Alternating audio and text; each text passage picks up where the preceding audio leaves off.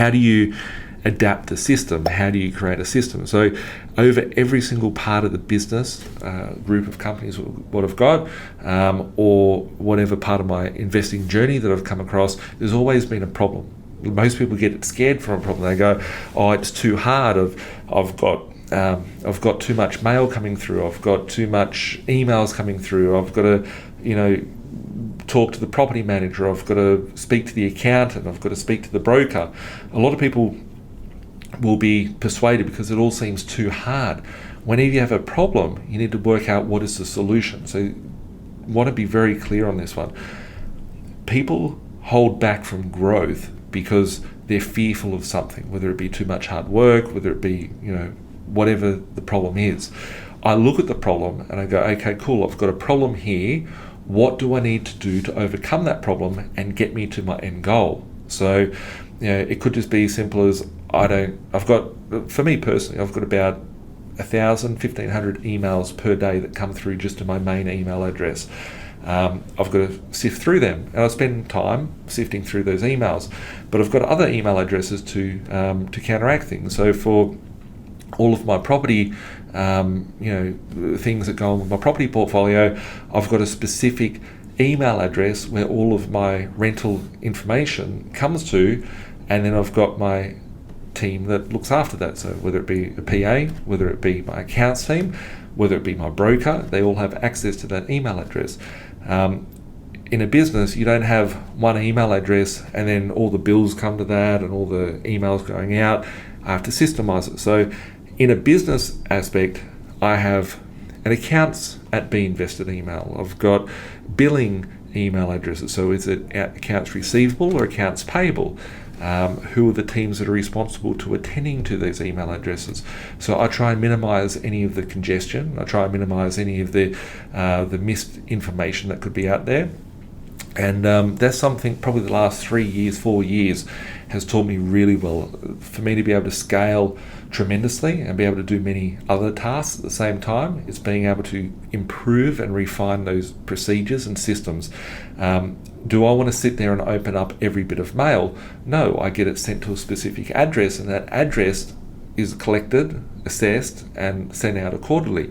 So, having processes, no matter whether it be in your business, in your personal life, in your house, people have it on their fridge, but without knowing, right? You might have a little list, and you've got the kid takes out the bin on a Thursday night. Every third week, Tommy mows the lawn, right? They're the chores around the house. You need to break down every part of your process and go, okay, if something's not working, how can I overcome that position and get to a better result? So there's always problems, right? And I've never sort of shied away from, always look at what is the problem at hand and how can I put a better process in place? How can I put a better system in place? How can I refine what I'm doing to get me to a better position? So if you've got good processes, good systems, good procedures, a good team, a clear vision, emotion is left out on the table because that doesn't get involved in it. You've got decisions that can be made. You've got clarity of looking at what processes you can put in place, and it gets you to a better position. When you have the systems and you have the processes that you've thought of, document them so people know their position.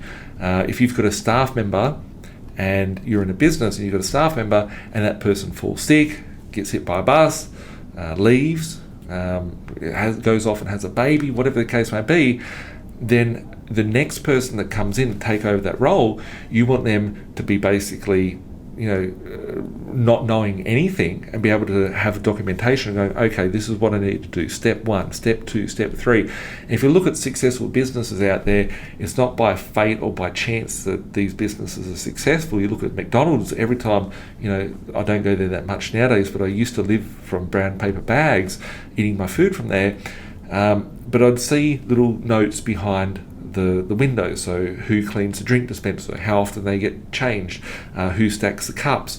It's all process driven. If there was no cups, let's pretend it's lunchtime, you're sitting in a drive-thru at Macca's, you've got 5,000 people wanting to buy Big Mac meals, but there's no chip packets to put the chips in and there's no cups to put the drink in, things are going to get screwed up very, very quickly. You don't have the same person making the food as what you do that's serving you to give you the food. So you need to have a process there to make sure that if one of those staff don't turn up, they've had a big night on the drinks or whatever the case may be, and you've got to put someone else in that position, they go, right, okay, so my task today is to put the burger patties from the freezer into the patties, in the cooker, push them down, put them in the tray. The next guy with his tray gets the patty, puts it onto a bun, puts 3 little bits of pickle on it, whatever the case may be.